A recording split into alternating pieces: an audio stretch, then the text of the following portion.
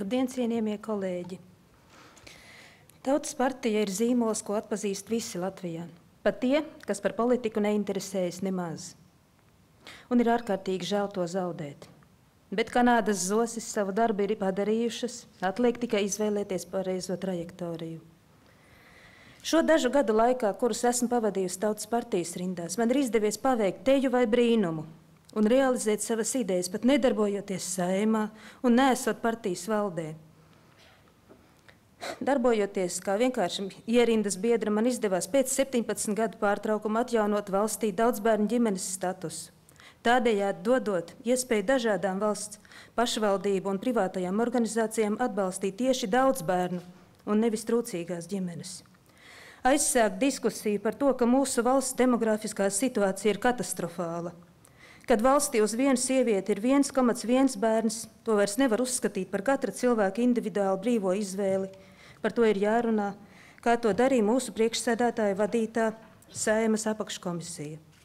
Un tieši tāpēc, ka šobrīd tik aktuāls ir jautājums par mūsu nācijas izdzīvošanu, ir jo sevišķi sāpīgi zaudēt vienīgo aktīvo cīnītāju par stiprām ģimenēm, par turīgiem cilvēkiem, kas audzina vismaz 3 bērnus. Man pašai ir 7 bērni, un es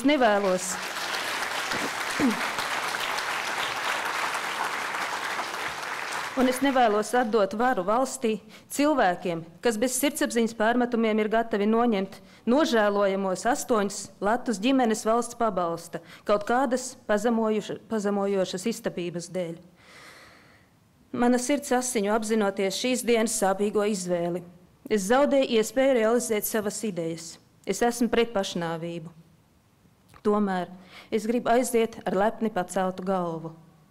Tāpēc es uzticos Tautas partijas vadības veiktajai situācijas analīzes kvalitātei un uzskatu, ka Šķēles kunga piedāvātais lēmums par Tautas partijas darbības izbeigšanu ir mūsu valstī esošajai situācijai vispiemērotākais.